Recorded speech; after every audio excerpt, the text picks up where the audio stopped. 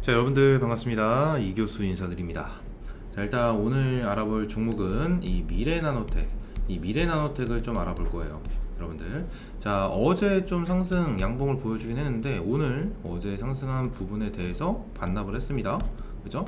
그래서 우리 미래나노텍 주주님들 같은 경우에는 이걸 어떻게 해야 되나 좀 걱정하시는 분들도 굉장히 많고 고민하시는 분들도 굉장히 많으실 거예요. 그래서 오늘 이 걱정과 고민을 제가 좀 해결을 해 드리려고 이렇게 가지고 왔으니까 영상 끝까지 시청해 주시고요. 구독과 좋아요도 한 번씩만 꼭 부탁드리도록 하겠습니다. 아시겠죠? 자, 일단 이 미래나노텍 같은 경우에는 리튬 관련주죠. 리튬 관련주고 자회사 이 상신전자가 이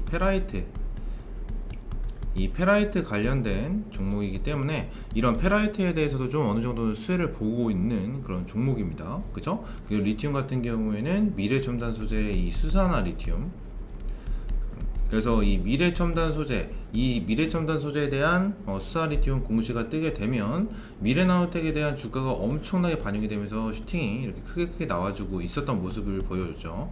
근데 고점 대비해가지고 계속해서 이렇게 빠지고 있는 모습을 보여주고 있고요. 투자자별 매매 동향을 보시게 되시면 자, 외국인들이 계속 빠져나가고 있는 모습을 보여주고 있습니다, 여러분들. 그죠? 우리 개인 투자자분들 같은 경우에는 좀 매수세로 이렇게 좀 돌아온 모습을 보여주고 있지만 이 외국인들 그리고 기관들 이런 분들이 좀 어느 정도 계속해서 이런 매도세를 보여주고 있는 상황이기 때문에 연일 좀 운봉을 보여주면서 하락을 해주고 있는 모습입니다. 그래서 우리 주주님들 이거 어떻게 해야 되나 이렇게 생각을 하실 텐데, 자, 앞으로 이 미래나노텍은 추가적인 슈팅이 나와줄 수밖에 없는 그런 기업입니다, 여러분들. 그런 기업인 만큼 여러분들은 지금 꽉 잡고 계시면 돼요. 일단 먼저 이렇게 말씀을 드릴게요. 일단 1차적으로 이렇게 말씀을 드리고요. 왜 그렇게 가지고 가셔야 되는지 제가 좀 말씀을 드려보도록 할 건데, 좀 전에 말씀드린 것처럼 이 구독과 좋아요 한 번씩만 꼭 눌러주시고요.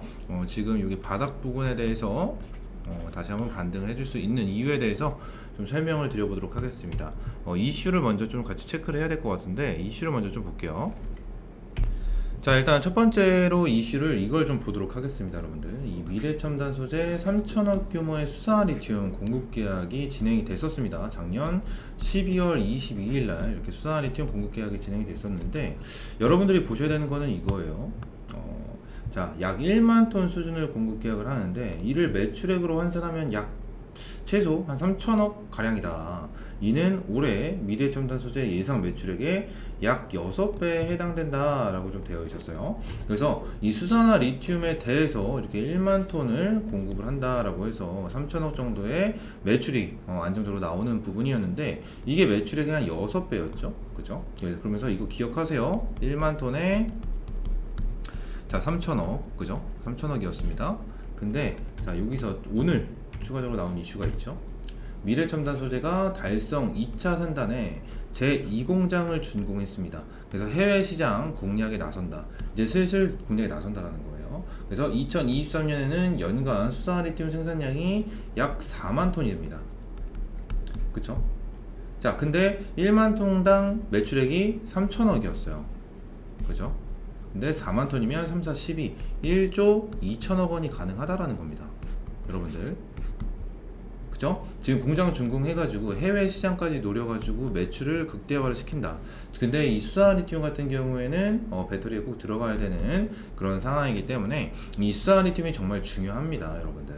그래서 이렇게 대량 생산할 수 있고, 이 기술력에서도 이 생산할 수 있는 이런 기술력에 대해서도 가지고 있는 이 미래첨단 소재가 계속해서 주가가 상승해 줄 수 있는 이유가 너무 명확하게 여기 나와 있다라는 거예요.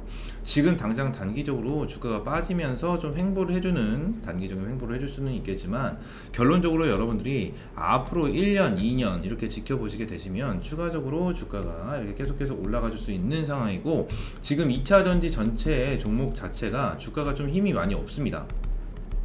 힘이 많이 없는 그런 상황이긴 하지만 결론적으로 오래 가지는 않을 겁니다. 단기적인 조정이고 단기적인 횡보다라고 여러분들한테 좀 말씀을 드리도록 하겠습니다. 자, 일단은 1차적으로 이렇게 2차 전지에 대해서 계속해서 힘이 없게 나타나는 이유, 자, 1차적으로 이 외국인들이 계속해서 빠져나가고 있는 모습인데, 이런 부분에 계속 나오죠, 말이.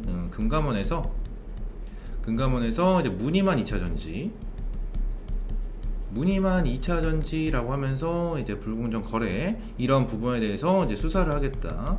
그죠? 이런 얘기까지 나와주고 있으면서 계속해서 공포 심리를 만들어주고 있어요. 근데 실제로 2차 전지 관련해가지고 문의가 없는 그런 기업들이 굉장히 많다라고 합니다. 그래서 이런 기업들이 어느 정도 걸러지면 지금 문의가 있는 이런 미래 첨단 소재 그리고 미래 나노텍 같은 경우에는 수급이 좀 몰리면서 계속해서 주가가 우상향해 줄 수 있는 그런 가능성이 굉장히 높다라고 좀 말씀을 드리도록 하겠습니다. 아시겠죠? 이렇게 계속해서 목표 매출액이 늘어나면 그만큼 시가총액은 올라갈 수밖에 없고요. 시가총액이 올라가면 자연스럽게 주가도 상승을 해줄 수밖에 없는 부분, 여러분들이 꼭 좀 참고를 해주시면 될 것 같고요. 그러면서 여기 해외 시장 공략에 나섰다라고 좀 되어 있는데, 해외 시장 공략에 대해서 에코프로까지 같이 진행이 될 가능성이 높다라고 먼저 말씀을 드릴게요. 이것도 좀 3월달에 나왔었던 이슈이긴 하지만 미래첨단 소재 캐나다 진출한다, 2025년까지 500억 원을 투자를 해서 이제 캐나다에 진출한다라고 합니다. 그래서 캐나다 케벡주 베칸쿠아의 해외 생산 법인을 좀 신설한다라는 얘기가 나와주고 있고요. 주요 고객사에 첨계제 및 리튬 공급을 하겠다. 글로벌 고객사와 새로운 사업 기획 창출 및 북미 지역 공급, 이런 식으로 나와져 있는데, 자, 여기 추가적으로 또 나옵니다, 여러분들. 자, 여기서는 자, 캐나다 공장 연간 생산 능력, 여기 캐파가 약 3만 톤 가량이 된다라고 좀 되어 있죠. 여기 설비 증설 완료되면이에요. 그죠? 여기에 자, 캐나다에 2025년에 500억 원을 투자를 해가지고 생산이 진행이 된다라고 하면은 추가적인 캐파가 3만 톤이 늘어난다라는 거예요. 그쵸? 그러면 이 3만 톤만 가동을 한다라고 해도 얼마입니까? 자, 9천억입니다. 9천억. 그죠? 만톤당 3천억이기 때문에 9천억이에요. 근데 추가적으로 자, 미래첨단 소재 달성 2차 산단에 자, 제2공장 자, 이게 진행이 돼서 어떻게 됩니까? 자, 4공장이래. 4만 톤까지 생산량을 확대할 수 있는 그런 상황이기 때문에 이것까지 하게 되시면 7만 톤이에요, 총. 그죠? 7만 톤이기 때문에 2조 1천억 원까지 가능하다라는 겁니다.